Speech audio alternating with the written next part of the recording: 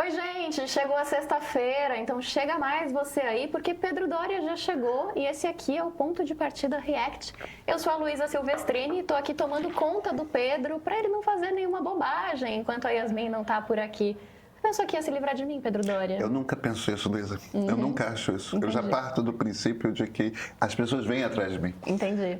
Agora pode ficar feliz comigo porque eu te dei sorte essa semana, tá? As pessoas pegaram no seu pé muito menos do que elas pegam normalmente. E será que o problema está na Yasmin? Não queria plantar essa intriga, mas talvez, né? É uma coisa para se cogitar. De repente ela tá ali procurando as participações que estão, né? Enfim, Yasmin, desculpa, né? Não queria falar nada, mas... Agora, eu acho que pegou muito bem pra você, porque essa semana foi uma semana especial aqui pro Meio, né? Na verdade, as duas últimas semanas. A gente divulgou na semana passada a pesquisa Meio Ideia, a pesquisa eleitoral. E esta semana, a gente divulgou um cruzamento dos dados com as ideologias brasileiras. Eu vou falar Você assim... fala com tanta elegância, Luísa. Eu vou falar assim em sua homenagem, porque me irrita quando alguém reclama do sotaque de outra pessoa. Enfim, não é pra fazer isso, galera. Mas esse aqui é o Ponto de Partida React, começando agora.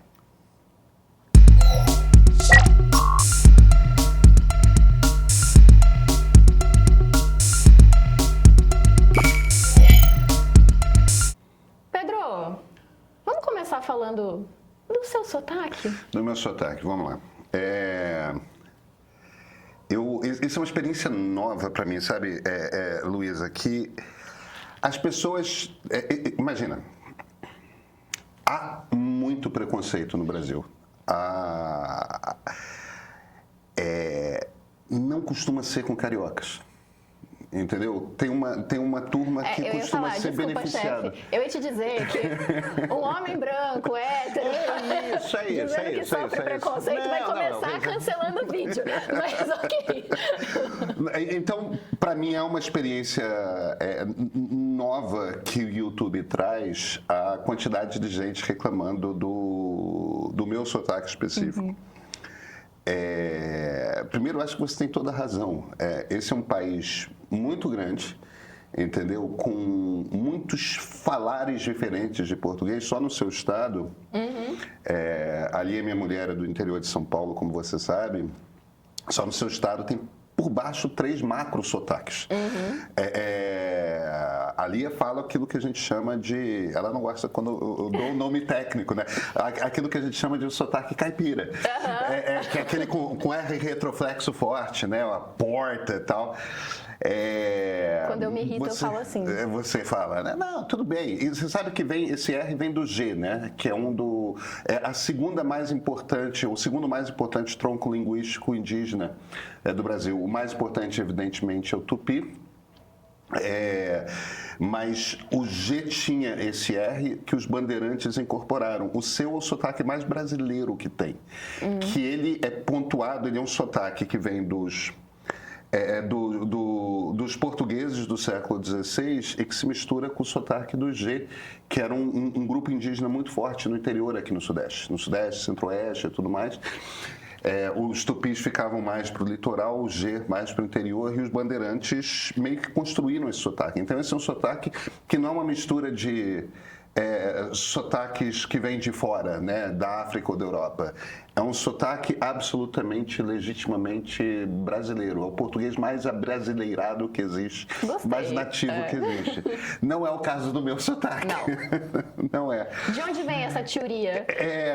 Isso é a maneira como se falava regularmente no Rio de Janeiro e em Pernambuco.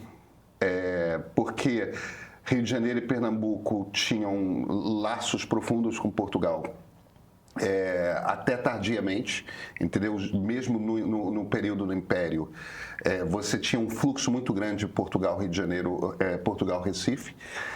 E um pouco Maranhão também. Maranhão se chia até hoje como nós cariocas, então o chiado carioca vem daí. E as vogais tendem... Os portugueses, com o passar do tempo, fizeram com que muitas das vogais sumissem, né? Eles falam de uma consoante para outra, pulando as vogais. Mas nós, cariocas, a gente tende a fechar as vogais.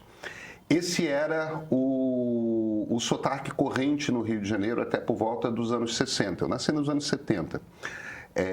Mas você, se chegasse na Zona Sul do Rio de Janeiro e falasse de Choria em 1960, ninguém ia achar absolutamente nada de extraordinário. O que aconteceu comigo em particular e o que aconteceu em geral com o sotaque carioca? Comigo em particular, até 6, 7 anos só tinha velho ao meu redor. Eu fui criado com muito velho em volta. E pouca criança. Então, e não tinha televisão. Meus pais eram aquela coisa meio, principalmente minha mãe, meio aquela hippie de televisão faz mal para criança, entendeu? Vai ficar distraído, não vai brincar, não vai ler, não vai isso, não vai aquilo. Então não tinha televisão. E eu saí falando assim. Agora, se as pessoas pararem para prestar atenção, sim, eu falo teoria, eu falo ideologia, eu falo de Diodoro, eu falo academia. Mas o carioca ainda fala futebol, o carioca ainda fala teatro. Quer dizer, isso ainda está em muitas palavras, é menos frequente em outras, embora se você vá para... se você vai lá para o UFRJ, onde eu estudei, se você vai para a Federal de Pernambuco, você vai encontrar um bando de professor de 68, 69, 70 anos que fala. Se você for na Academia Brasileira de Letras... Na academia, todo mundo fala academia. Todo mundo fala academia. É verdade, verdade. Essas coisas, quer dizer... Aí o que aconteceu com o sotaque carioca? A TV Globo uniformizou o sotaque e ela fez uma coisa dupla. Por um lado, ela meio que transformou o sotaque carioca no sotaque oficial. Isso nos anos 70, tá? No sotaque oficial do Brasil, nunca houve um sotaque oficial do Brasil, mas a TV Globo meio que transformou o sotaque carioca no sotaque que todo mundo devia falar, ou que se falava na televisão. E aquele sotaque carioca é o sotaque carioca com o qual as pessoas se acostumaram. Só que a TV Globo fez uma outra coisa. Ela, digamos assim, nacionalizou o sotaque carioca. E certas coisas que eram muito diferentes, ela... Tentou amenizar a diferença. Ela foi amenizando. Então, algumas palavras foram amenizadas. E eu não tinha televisão em casa no momento em que esse processo estava acontecendo. E só tinha velho. Então, eu fiquei essa coisa meio anacrônica. Ou seja, a culpa é da sua mãe. Freud, corre aqui. Mais do meu pai do que da minha mãe. No caso da televisão, é da minha mãe. No caso do sotaque, tem muito do sotaque do meu pai. Meu pai fala desse jeito. E boa parte dos amigos dele, mas é daí que vem meu sotaque. Então, agora, eu acho histórias de sotaque, como que as pessoas falam português, muito interessante, é uma coisa que eu estudo recorrentemente. E do ponto de vista da turma que fica, eu não aguento, eu não consigo prestar atenção no que ele está falando porque ele fala de uma maneira diferente de mim, vai se catar, entendeu? Não dá, né? Os americanos têm uma expressão que eu acho fenomenal para esse tipo de coisa, que é tipo, grow up, entendeu? Cara, vira adulto, se enxerga, se toca, vai te catar, deixa eu falar do meu jeito, fale do seu jeito, vamos celebrar a diversidade de ser brasileiro e pronto, né? Pois é. O sotaque tem a ver com a história e a identidade das pessoas, e toda vez que vocês falam mal do sotaque do Pedro, vocês me obrigam a defendê-lo, eu não estou aqui para isso. Então colaborem comigo, gente, não façam mais isso, não reclamem mais do sotaque das pessoas. Mas enfim, vamos falar da nossa pesquisa? Vamos. Temos aqui a participação do Bruno Serpa. Ele faz um raciocínio aqui, porque na verdade tem um dado que deixou ele... que chamou mais a atenção do Bruno, e ele está fazendo uma pensata aqui sobre o uso da internet e como isso dá para a gente uma percepção diferente do que realmente está acontecendo, né? Ele diz, acho muito interessante a análise de todas essas matizes ideológicas. A eleição, no fim das contas, me parece uma generalização rasa do pensamento de cada um, uma vez que temos que escolher entre um ou outro. A pergunta, no fundo, é... Como é que a internet, então, consegue nos mostrar somente esses 10% de radicais, que foi um número que a pesquisa trouxe, né? Comentários sempre iracundos. Eu gosto da nossa audiência porque eles trazem esse vocabulário também. Então, tem comentários sempre iracundos, até perdi onde ele estava. Cheios de raiva e razão, entre aspas. Tiozão com cabelo acaju que faz motociata de um lado, meninas de cabelo azul do outro... Pesado esse comentário aqui das axilas, hein? Só eu tenho a sensação de que a grande rede puxa a gente para esse buraco negro. A internet, sendo hoje nossa fonte primária de informações, tende a algoritmizar o extremo, empurrando cada vez mais as sociedades a um conflito? Abraços. Ele tem toda a razão. Não, a respeito das axilas, deixa as axilas das pessoas em paz também. A axila é que nem sotaque. É isso. Deixa cada um cuidar da sua, né? Isso posto, cor de cabelo também. Inclusive os cabelos acaju. O que vai ser do Senado Federal se proibirem o cabelo acaju? Nossa! A gente já tem... Bom, deixa pra lá. Mas vamos lá. Isso posto, o nosso espectador tem toda a razão. Eu só corrigiria o seguinte: não é a internet o problema, são as redes sociais. E as redes sociais não são a internet. Você pode continuar navegando por sites, tem muita coisa para fazer na internet e fora das redes. Agora, as redes vivem de propaganda. E para elas venderem muita propaganda, e elas vendem propaganda que não acaba mais, elas precisam que as pessoas estejam engajadas. O que é estar engajado?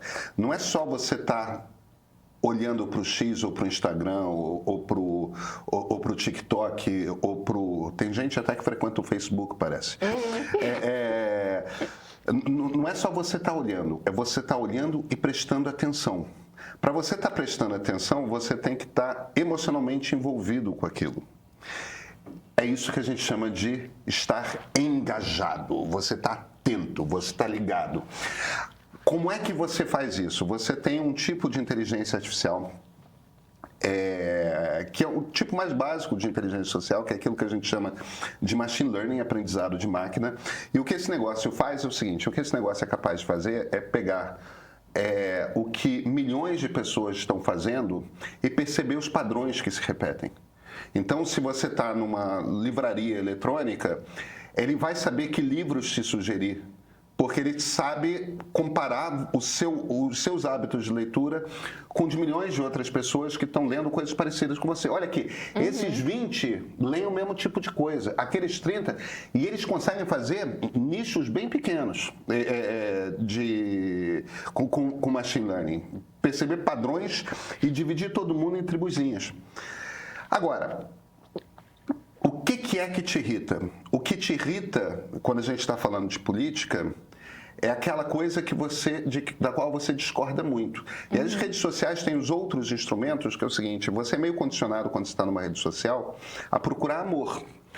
Em que forma que vem o amor? Vem na forma de like, vem na forma de repostar, vem na forma de ser citado, entendeu? Esses elementos todos de outras pessoas da sua tribo prestando atenção em você, demonstrando apreço por você, isso é a moeda corrente na rede social. E aí vem aquela coisa maravilhosa que é o seguidor. Né? Você vai escalando, juntando essas peças todas até você conseguir mais seguidores. Como é que você consegue mais seguidores? Não é você sendo diferente, é você sendo igual. Agora, igual de um jeito particular, tá? É igual no sentido de que aquelas crenças da sua tribo, você as tem de forma mais pura. Entendeu? Você quebra menos dogmas, você é mais previsível. Entendeu? Eu sigo aquela pessoa porque ela é o arquétipo de quem da minha tribo é. Pode ser a tribo da turma de cabelo acaju, pode ser a tribo da turma de cabelo azul. Não importa. Mas quanto mais arquetípico você for, ou seja, quanto mais puro, quanto menos você sair daqueles dogmas, mais você chama atenção. E todo mundo começa a querer ficar mais e mais parecido com essas figuras arquetípicas. Por quê? Porque é mais certo de você ganhar likes e tudo mais. E parte do jogo é você atacar a outra tribo. Veja, isso é um troço que as redes sociais fazem, porque em grande parte nós passamos 290 mil anos da nossa existência enquanto espécie divididos em tribos caçadores-coletores pelados na savana africana. E só nos últimos 10 mil anos, a gente começou a plantar, depois escrever, tudo mais. Quer dizer, é muito tempo de um cérebro condicionado a se dividir em tribos lutando pela sobrevivência. Isso tudo está na maneira como o nosso cérebro funciona, o de todos nós. E a gente está sendo manipulado a ser jogado em tribos. Então, as redes, elas literalmente decidem que o que vai ser mais distribuído é aquilo que gera esses tipos de emoções tribais. Entendeu? Isso vale para esporte, isso vale para emagrecimento, isso vale para beleza, isso vale para um monte de coisas, isso vale para política. Então, por que a gente tem a impressão que todo mundo é radical nas redes sociais? Porque os radicais são aqueles que despertam mais violentamente as emoções na gente. E a gente é lentamente empurrado nas redes sociais para nos comportarmos como os radicais do nosso lado. Então, ele tem razão, esse fenômeno acontece e é muito importante e muito difícil que as pessoas consigam perceber que, embora pareçam a opinião pública as redes sociais, elas não representam a opinião pública. A opinião pública é muito mais moderada. O mediano da sociedade é muito mais ponderado e muito mais razoável à direita ou à esquerda do que as redes sociais fazem parecer. E todo mundo nas redes sociais o tempo todo parece que está dizendo o outro lado radicalizou. Isto não está acontecendo, isso é uma ilusão provocada pelas redes sociais. A nossa não é sequer a primeira pesquisa a mostrar que isso não está acontecendo. Tem algumas pesquisas no passado que já mostram isso. Certo, vamos ao próximo então. Lucas Davi escreve pra gente dizendo: não é duvidando da pesquisa. Pela minha experiência, quando alguém começa dizendo que não é duvidando da pesquisa, vai duvidar da pesquisa. Mas vamos lá, vamos à mensagem dele. Mas acho que dizer que 89% da população brasileira é democrata, na minha opinião, não faz sentido. Primeiramente, porque a maioria da população não está nem aí para a política, e isso não é um juízo moral. As pessoas têm que trabalhar, têm longas jornadas, cuidar da família, etc. Sobra pouco tempo para pensar nisso.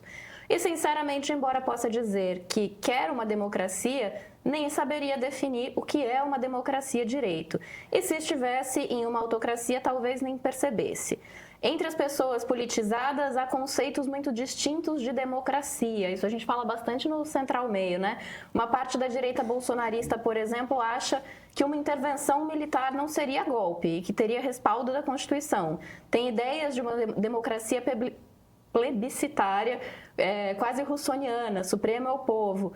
Para eles, já não estamos em uma democracia e, portanto, ações radicais não são antidemocráticas. Já para a esquerda, que entende que tudo é sobre uma lógica de opressor versus oprimido, qualquer um que não apoia as ideias progressistas é automaticamente antidemocrático.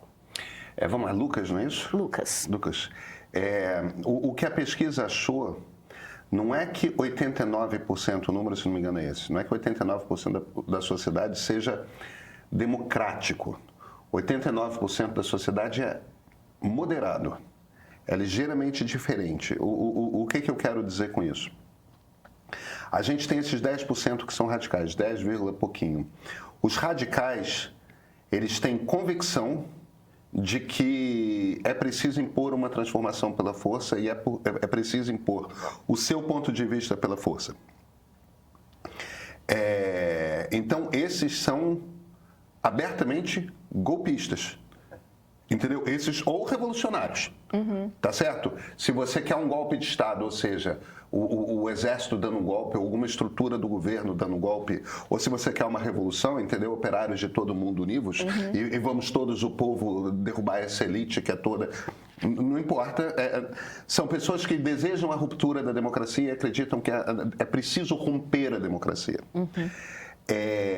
Os outros 89% são moderados. Eles não têm essa convicção. Mas é diferente de dizer que são convictamente democráticos. Quando ele fala, a maior parte das pessoas sequer está pensando nisso, são moderados. Entendeu? Eles não são radicais. Os radicais só pensam nisso. E têm convicções muito fortes a respeito disso. Então, desses 89, 6 ideologias... são ideologias consideradas moderadas. Dessas 6 ideologias moderadas, 3 são claramente democráticas. Elas não desejam qualquer tipo de ruptura. Uma de centro, uma de esquerda e uma de direita, que é o conservadorismo societário, o socialismo cosmopolita e o liberalismo democrático. Essas 3, elas são aberta e francamente democráticas.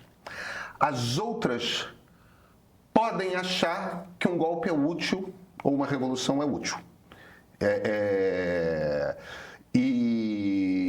No entanto, elas operam com muita tranquilidade dentro da democracia. Então, eu só estou explicando isso porque o moderado não é necessariamente democrático. Alguns dos moderados podem, sim, topar uma ruptura democrática.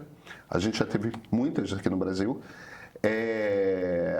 Ainda assim, o moderado não tem a convicção de que a democracia não funciona. E esse é o ponto fundamental, eu acho. E aí, apareceram, na verdade, várias mensagens com esse mesmo teor. Eu vou trazer duas ao mesmo tempo aqui, porque aí a gente fala sobre como essa pesquisa foi feita e fala desse anseio da nossa audiência, né? O João Marcos diz, agora fala para essas pessoas explicarem as ideologias. Exemplo, o que é ser de esquerda, de direita, liberal, conservador, fascista, comunista? Quantos % vão conseguir explicar o que é cada uma? Ele diz que acredita que 0,7 conseguiram fazer isso. Mas não foi assim que a pesquisa foi feita, né? E aí entra a pergunta do Portugal Raios, que escreveu pra gente aqui também, que diz, vocês podiam fazer uma ferramenta de classificação para as pessoas responderem perguntas e verem onde caem. Tá todo mundo ansioso por esse teste, Pedro Doria. A gente vai ter essa ferramenta, a gente está desenvolvendo essa ferramenta. E todo mundo vai ser apresentado às 18 perguntas. O outro, quando se vira e fala, mas pede para as pessoas falarem isso. Ele tem toda a razão. Não necessariamente as pessoas vão saber verbalizar qual é o seu conjunto de valores. Vamos lá. Como é que a pesquisa funciona? Como é que a nossa pesquisa funciona? A gente começa com uma classificação. As outras pesquisas que tentam entender quais são os valores do brasileiro, que são o Brasil no Espelho da Quest e o Brasil Invisível da More in Common, elas estão tentando captar coisas diferentes, mas, em essência, o que elas fazem elas fazem um conjunto de perguntas a respeito de valores para os brasileiros. Aí rodam um sistema estatístico para agrupar os conjuntos que tem valores mais parecidos. Então, é um processo que a gente chama de clusterização. Ele agrupa quem tem valores mais parecidos e o Brasil no Espelho, por exemplo, encontrou 9 ou 10 conjuntos. A More in Common encontrou 6 conjuntos. E aí eles olham para quais são os valores desses conjuntos por exemplo, no Brasil do Espelho tem uma coisa muito geográfica em alguns desses conjuntos. Valor misturado com o local onde você está. Isso é uma coisa que pesa. E aí eles vão dando uma classificação sociológica para esses grupos. A gente fez uma coisa que é o contrário. A gente parte de uma classificação e aí descobre como que os brasileiros se encaixam dentro dessa classificação. De onde que essa classificação vem? O Christian passou a carreira dele, o Christian Lynch passou a carreira dele lendo textos sobre política. Quem que costuma escrever sobre política? Tipo do início do século XIX, virada do século XVIII para o XIX até hoje. São intelectuais públicos, né? Acadêmicos, historiadores, tudo mais, intelectuais públicos, políticos, evidentemente, seja nos seus discursos, seja nos debates no Congresso, tudo mais, e jornalistas. Ele pega esse conjunto de textos e aí tem uma metodologia para você classificar e ele vai extraindo quais são os valores representados, que tipo de visão de Brasil e que tipo de visão de mundo essa pessoa está exprimindo. Como é que ela organiza as suas ideias? E ao longo da história brasileira, ele documentou 10 maneiras de ver o Brasil, de compreender o Brasil. E essas são as 10 ideologias brasileiras. A gente não encontrou as 10 representadas na sociedade brasileira, a gente só encontrou 9 delas. Uma coisa que é o antigo trotskismo, que é o comunismo cosmopolita, a gente não encontrou ninguém na nossa amostra de 2.000 pessoas. Não quer dizer que não existam, mas provavelmente dentro da sociedade brasileira é traço. É meia dúzia de pessoas. Mesmo o outro comunismo, que é o comunismo nacionalista, que é aquele do Luiz Carlos Prestes, do João Amazonas, a gente só encontrou 0,7%, é menos de 1%. É diferente do fascismo, que a gente encontrou quase 3% de fascistas. Fascista mesmo. Mas então, a gente, partindo dessa classificação, o que a gente fez foi o seguinte: bem, quais são os valores que estão expressos em cada uma dessas ideologias? São tais, tais e tais e tais. A gente construiu 18 perguntas. Essas 18 perguntas são todas de debates importantes que envolveram muito a sociedade brasileira de 2013 para cá e acontecimentos que causaram impacto, né? Lava Jato, discussão sobre ONG na Amazônia, impeachment da Dilma. A gente pega essas perguntas e a gente faz lá, vem cá, na situação tal, você achou A, B, C ou D? E aí a pessoa vai respondendo aquilo. E ela não está manifestando, se virando e falando, não, eu sou uma socialista cosmopolita, ou sou um conservador estatista. Essa pergunta não é feita, né? Qual é o seu espectro ideológico? Essa pergunta não é feita. O que a gente está medindo são os valores das pessoas. E aí a gente tem um programinha que calcula todas as respostas, o conjunto das 18 respostas das pessoas, e esse programinha encaixa. Olha, essa pessoa, a visão de mundo dela corresponde a tal ideologia brasileira. Entendeu? Aí você vai se virar e falar, mas essas pessoas ficaram lendo, lendo tratado político, ficam lendo jornal? Não. Mas vem cá, essas ideologias são as ideologias manifestadas pelos políticos. É sobre isso que a gente está discutindo tudo quanto é eleição.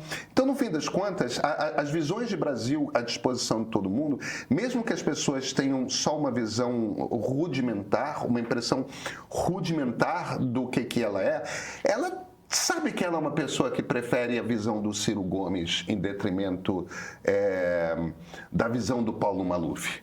Ou ela sabe que ela prefere uma coisa que é a visão do Lula em detrimento da visão do Bolsonaro, ou do Fernando Henrique, ou do... E quando você faz essas escolhas, e você faz com mais consistência essas escolhas, elas vão meio que construindo uma visão de país e de mundo. Então, mesmo que a pessoa não saiba expressar, ela tem aqueles valores, porque todos nós temos nossos valores. A gente tem uma visão de mundo e a gente tem uma visão de como a família funciona, de como a sociedade se organiza, se a gente acha que polícia tem que descer a vara, ou se a gente acha que polícia não tem que fazer isso. Esses valores todos estão dados. Entendeu? Você estava falando, né? Você acha que o Exército tem o dever constitucional de intervir quando o presidente está fazendo tudo errado? Isso é um valor que pessoas têm. Elas podem não saber que elas são ou fascistas ou conservadoras estatistas, mas ambos acham que sim, o Exército pode em algum momento fazer esse tipo de intervenção. O ponto é esse, sabe? 18 perguntas que estão medindo valores, uma fórmula, e sim teremos um sistema em que todo mundo vai poder descobrir como se localiza. Boa, vamos para o PDP de quarta-feira, então, que se apanhou um pouco mais, vai ser mais divertido. Porque na quarta, você comentou a fala do premier canadense Mark Carney, né? E aí, o Paulo Costa mandou mensagem dizendo o seguinte: o cara faz um vídeo para louvar que o primeiro-ministro canadense disse e propôs, quando, na verdade, o Lula vem falando e propondo a mesma coisa há anos. O importante é posar de jornalista isento. Não é a mesma coisa. Não é a mesma coisa. O que o Lula, na verdade, não o Lula, né, mas, e eu não falo isso como sendo um problema, não. Isso é a visão de mundo do Celso Amorim, que é o principal conselheiro de política externa do presidente Lula. Então, eu falo, não é bem o Lula, porque é isso mesmo. Presidentes da República têm um conjunto de assessores que eles escolhem do ponto de vista de... Ele acha que aquilo faz sentido. Então, certamente, o Lula compreende que aquilo faz sentido. Agora, é alguém especialista em política internacional que vai detalhar e construir uma política externa do governo. O Lula não é especialista em política externa, como Lula não é especialista em política econômica, como Fernando Henrique não era especialista em política econômica. Ninguém está dizendo que ele não seja habilidoso com isso, pelo amor de Deus.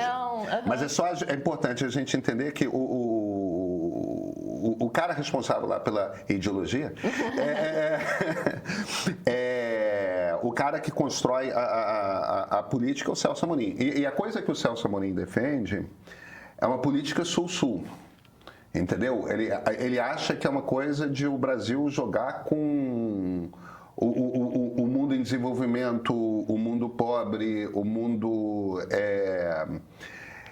E tem uma característica que está no discurso do Celso Amorim e nunca é declarado, que é uma visão que parte do princípio de que os Estados Unidos querem dominar o mundo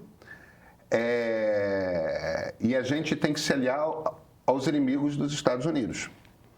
Entende? O que o Mark Carney está falando é que as médias economias do mundo têm que sustentar o sistema liberal. É uma defesa da globalização, é uma defesa do multilateralismo até, né? De multilateralismo, mas o sistema liberal é multilateral. A ordem liberal do mundo é, por natureza, multilateral. Mas é uma defesa de que as médias economias do mundo se juntem. E se juntem entre aquelas que são, principalmente entre aquelas que são liberais, entendeu? Que defendem essa ordem multilateral, essa ordem liberal do mundo. Então, o Mark Carney está falando, não é de uma proposta sul-sul, ele está falando de Brasil, Canadá, Itália, França, Índia, entendeu? Austrália. Ele está falando dessas médias economias se juntarem e construírem uma nova ordem liberal.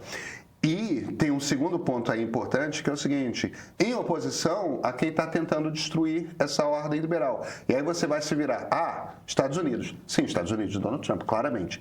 Mas também a Rússia de Vladimir Putin, que é uma das parceiras que a política do Celso Amorim sempre tratou como uma das parceiras ímpares. Tanto que o Lula é cheio de dedos para falar de Rússia. É muito fácil atacar os Estados Unidos quando os Estados Unidos agem como imperialista e muito difícil você atacar a Rússia quando a Rússia age como imperialista. E, no entanto, o problema está nos dois. Entendeu? A ruptura da ordem liberal, da ordem multilateral, não vem só dos Estados Unidos. Na verdade, começa na Rússia de Vladimir Putin, e o Trump, que é fascinado pelo Putin, abraça a coisa. E a gente está lascado se a China for por esse caminho também. Entendeu? O que não é absurdo, eu estou torcendo para que não aconteça. Então, não é verdade que é a mesma coisa que o Lula está propondo. É diferente do que o Lula está propondo. Não é um discurso anti-globalização, é um discurso pró-globalização, um discurso pró-ordem liberal do mundo, e é um discurso para que as médias economias, aí sim, o acordo Mercosul... Eu ia mencionar isso, porque ali não é um sul-sul, né? É de fato isso que ele está propondo. Um acordo Mercosul-União Europeia, se os europeus conseguirem topar, porque a resistência está lá, não está aqui, faz muito parte dessa lógica, desse tipo de jogo que o Mark Carney está propondo. Perfeito. Vamos para a última, então. Pedro, aprendi com você a valorizar a honestidade intelectual. O liberalismo produziu riquezas, mas deu possibilidade para o poder econômico sequestrar o Estado. Resultado foi esse acirramento social, extremismo e guerras. A regra do liberalismo é uma curva inversamente proporcional entre poder econômico e sujeição a regras. Não, isso não é verdade. O que uma visão liberal de um mundo livre propõe é que todo país possa agir por conta própria e fazer os acordos que bem entende e que empresas possam fazer também dentro de países e fora de países os acordos que consideram os melhores. E que, se houver essa liberdade para que todo mundo compre de todo mundo, de que todo mundo se organize com todo mundo para fazer pesquisa, de que você troque cientistas de um lado para o outro, isso é ordem liberal, tá? O livre ir e vir das pessoas pelo mundo, a liberdade de todo mundo fazer acordo com todo mundo. No fim das contas, isso é ordem liberal. Isso é o que prega o liberalismo. O liberalismo também considera, internamente, quando a gente está falando de governo nacional, que as pessoas devem ter igualdade de oportunidades. E igualdade de oportunidades quer dizer, não é igualdade econômica, é igualdade de oportunidades. Você vai ser o melhor que você puder ser. Então, num sistema, num país liberal, a gente vai ter um excelente sistema de educação pública.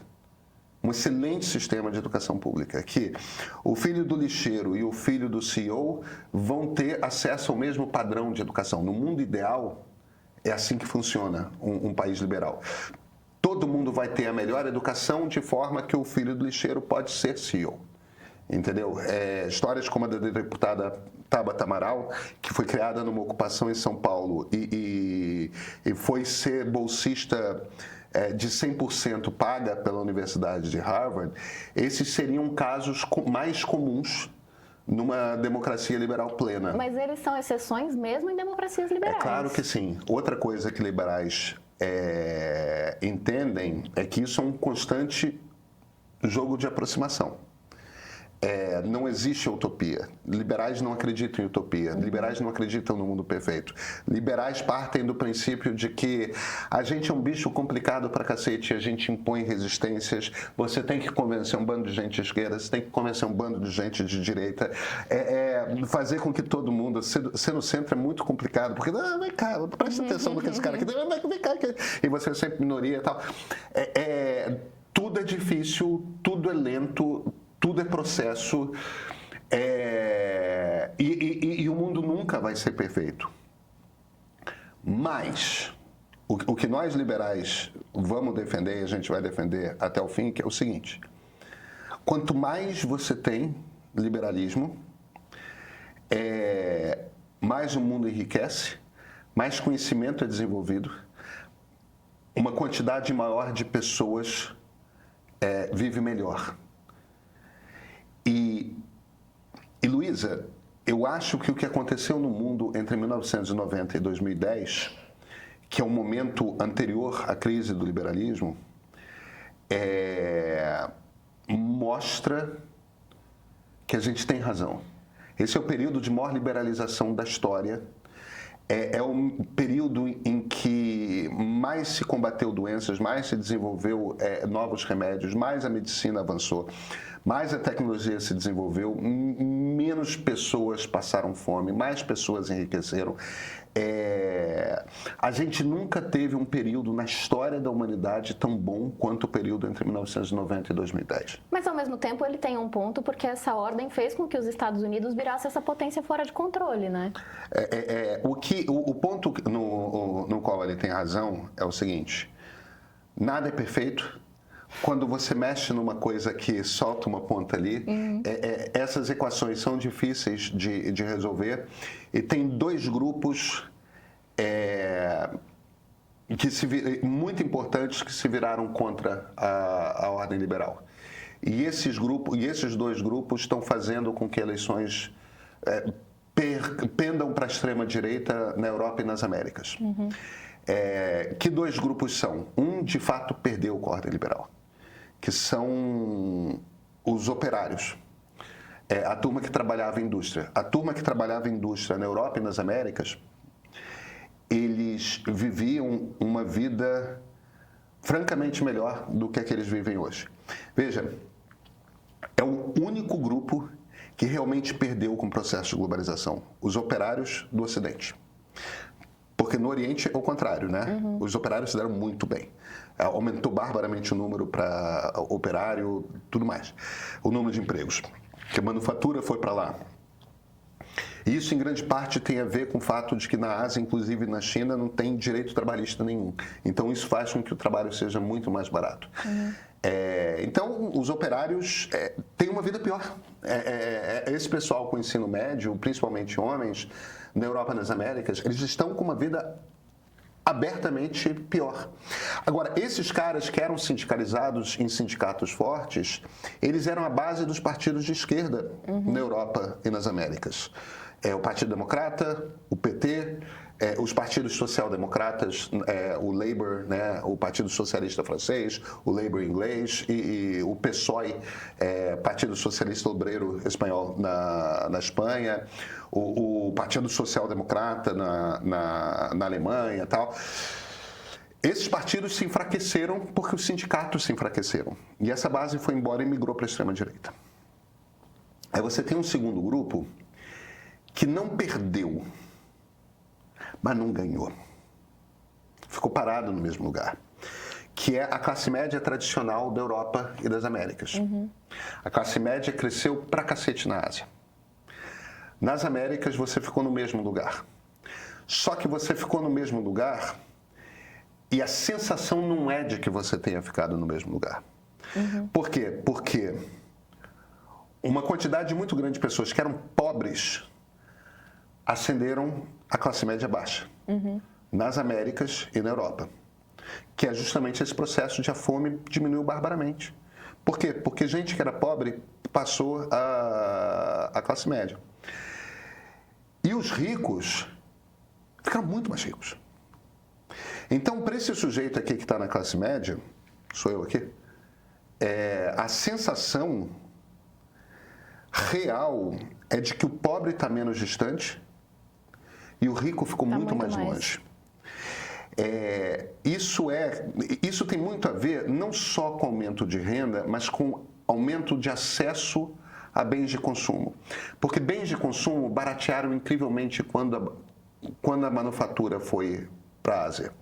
Na Ásia, eles conseguem fabricar muito mais barato qualquer coisa, muito mais barato e com mais qualidade. Isso quer dizer que o mundo tem acesso a mais coisas. Pessoas que não teriam dinheiro para comprar uma baita de uma televisão, um tênis bacana, um celular sofisticado, passam a ter esse dinheiro. É claro que o filho da classe média vai estar vestindo um tênis de R$700, entendeu? Um Nike bacana, tudo mais. O filho da pessoa que trabalha para alguém da classe média, da faxineira, do bombeiro hidráulico, vai estar usando um tênis de R$100. E ele não vai ter a marca da Nike, a marca da Adidas, a marca da Puma. Ele vai ter uma marca genérica ali que ele comprou na Shein, comprou no AliExpress, comprou no Mercado Livre importado da China. É um tênis genérico, mas eles são iguais. Eles são se bobear, foram fabricados na mesma fábrica. A diferença é que um tem a marca que encarece e o que está encarecendo é a marca. Não é a qualidade ou a aparência do tênis. Assim como eu posso ter um iPhone de 7, 8 mil reais e a faxineira vai ter um iPhone, um Android de R$700. Você bota em cima da mesa, é um troço preto com vidro preto brilhante. É igual. Entendeu? Em termos de função, não deixa a Apple me ouvir. Em termos de função, não tem praticamente nada que um celular faça que o outro não faça. E aí talvez a lente seja um pouco pior, entendeu? Mas é isso. Ele usa WhatsApp, ele usa Instagram, ele usa TikTok. Então, se você vai para 1990, você identificava uma pessoa pobre e uma pessoa de classe média pela roupa que vestia, entendeu? Pela textura da pele. Porque hoje não tem mais, vários desses marcadores desapareceram. Onde que a gente vê, qual é, na linguagem política brasileira, qual é o principal marcador disso? O aeroporto está parecendo uma rodoviária. Porque, de fato, quem era pobre não é que tenha o mesmo poder de consumo e a mesma quantidade de dinheiro no banco da classe média. Não tem. Mas os marcadores externos dessa conta bancária desapareceram. Então, tem um pedaço, não toda de forma alguma, mas tem um pedaço dessa classe média na Europa e nas Américas que é profundamente rancorosa, ressentida, porque os ricos ficaram muito ricos, os pobres se aproximaram e aquele lugar de um certo status de que eu não sou rico, mas pelo menos eu estou num estrato superior da sociedade, esse troço desapareceu muito, cara. E ao desaparecer, ele empurra também um pedaço dessa classe média para essa extrema-direita. Então, é a globalização, é o processo de liberalização do mundo que gerou a extrema-direita, que leva um Donald Trump ao governo dos Estados Unidos? É claro que é. Mas a gente precisa entender o que fez isso e o que é esse processo. Então, o quanto que a gente pode chamar um processo que tirou... Veja, hoje 10% da população do mundo passa fome. Era 20% em 1990. Cara, você pode dizer que esse processo que trouxe tanta gente para o mercado de consumo é um processo ruim, que errou? Uma das características das democracias liberais, e sempre que eu estou falando de liberalismo, eu estou falando de democracia liberal, uma das características de uma democracia liberal é que não é que ela vai fazer tudo certo sempre. É que políticas são adotadas e enquanto todas as consequências... Isso é um sistema caótico, né? Um sistema complexo. É aquela coisa da borboleta que bate a asa no Pacífico e gera um tsunami no Atlântico, entende? Você não sabe quais são todas as consequências que vão se dar. Democracias liberais são capazes de fazer novas políticas públicas para reparar certas consequências. Só que elas precisam ter oportunidade de fazer isso. E demora para você descobrir como você faz uma determinada política pública. E quando um pedaço da sociedade importante se revolta e acha que a solução é autoritária, primeiro, você não resolve o problema e segundo, você piora a vida de todo mundo. Isso faz parte da história. Muito bem, eu preciso liberar você e o estúdio para o Central Meio, que vai começar daqui a pouco, então... Até segunda no Central, que semana que vem eu tô de volta. Ainda bem, né, Luísa? Tá sentindo falta. Eu estou no pé do ouvido essa semana, mas volto pro Central na semana que vem.